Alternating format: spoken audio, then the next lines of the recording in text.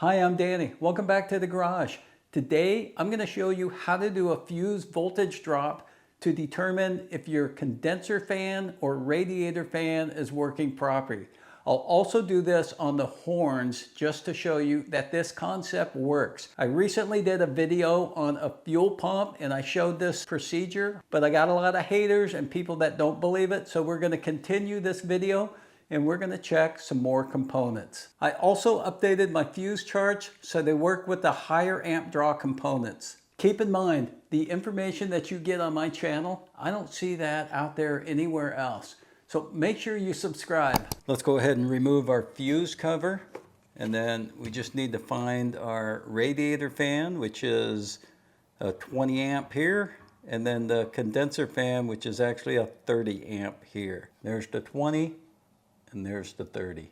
In today's demo, I'm going to use the Fluke 87 as my meter. I love this meter because it's really accurate and the screen's big, so when I film, you can see the readings. I'll also be using my master lead set. If you've watched my videos, you'll see I use this kit all the time whenever I do electrical work. We'll prove this concept works by using an amp clamp. This is a high current amp clamp, but it actually works pretty good on the low current stuff. I'll also be using these fuse adapters. I use them all the time and they were very cheap. I'm also going to use a scan tool to turn on the fans. You can actually just turn them on by pressing the AC switch as long as your AC works. But this is just going to make it easier for me to film. All the tools that I use in today's videos I'll put in the description, and this video is not sponsored. So I've got my meter leads in the voltage scale and the comm scale. My dial is in the millivolt scale. My scan tool is ready to turn on the fans. And my meter leads just need to measure the voltage drop across the fuse. So let's go ahead and turn on my fans.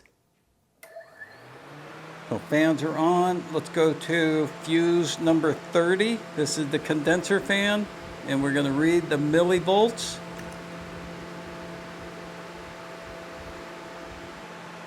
Looks like 9.9. We basically call it 10 millivolts. Now let's go to the radiator fan, which is the 20 amp. Measure the voltage across that fuse while the fans are running. Looks like we got 17.4, 17 and a half. Let's go look at our chart and see what that converts to in amps. Now if I look at my fuse voltage drop chart, that's for the 7.5 mini fuse, 10 amp mini fuse. I want to do the 30 amp, so that'll be at the bottom. So I'm going to look for, what did I have?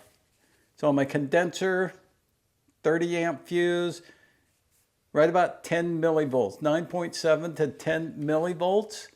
So we're just going to come over here to 10, and that's 5.6 amps is what I got. So 10 millivolts, 5.6 amps. As a general rule, the component, in my case, it was the fan, shouldn't be pulling more than 75% of the fuse that's protecting that circuit.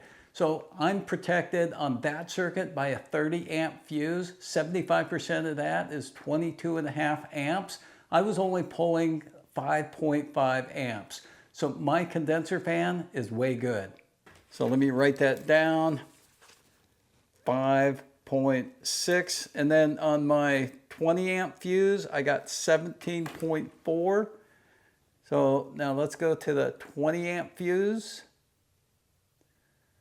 and here's 17, so it's between 5.3, here's 18, and 5.6. So 5.3 and 5.6, let's just call it 5.5 on this one. Now let's just go check it using the amp clamp. So we don't need our meter anymore, but what we do need is our amp clamp, our fuse adapter, and then just a jumper lead so we can put the amp clamp around the wire. So nothing fancy, we're just going to use the fuse puller that comes in the car. We're going to pull that 30 amp fuse. This is the condenser. We're going to put our fuse adapter, and then we're going to take our jumper lead. We're going to put One end here, the other end here. We're going to take our amp clamp, and our amp clamp is just going to go right over the loop. We're going to zero it out. Take our scan tool and we're going to turn on the radiator fan.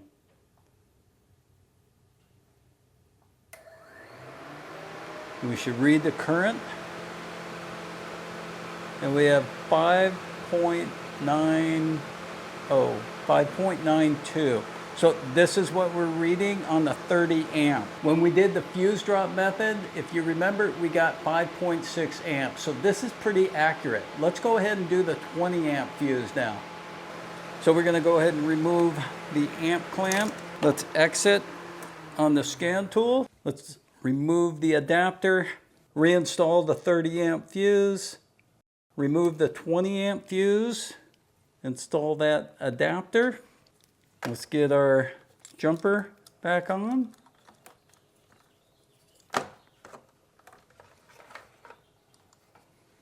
Let's turn back on them fans.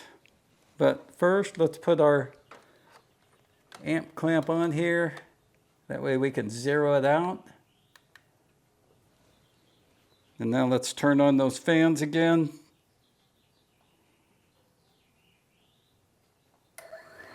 And let's read the reading on the 20 amp fuse. So here we got 5.66. What we read before on the 20 amp was 5.5. So this method, the fuse drop method, it's pretty accurate. Now let's do a voltage drop test for the horn. So the horn fuse, it's the next one up. So it's 15 amp. And if you guys were wondering what this is the Ansel engine super starter. So I did a complete video on that, and I'll put a link to that in the description. Also, we're thinking about giving some of those away. So check out the video. That way, if we decide to give some away, we can go ahead and put you on the list. And I don't know if it's going to be subscribers or my members, because I just started a members page. But I'll keep you posted. We're still in the works, trying to work that out. But anyway, let's get back to the horn. And we're going to check the 15 amp fuse. So I measured 16.5 millivolts. So if I go back to my 15 amp mini fuse chart, I find 16 millivolts. It says 3.5 amps. If I find 17 millivolts, it's 3.7 amps. So in between that is 16.5. So that horn, when I pressed it, is pulling 3.6 amps. And if I look at my fuse chart on the top right, it says 75% of that would have been 11.25 amps. So my horn is way good. I hope you got something out of today's video. If you did, give it a thumbs up and hit that subscribe button. It costs you nothing to subscribe.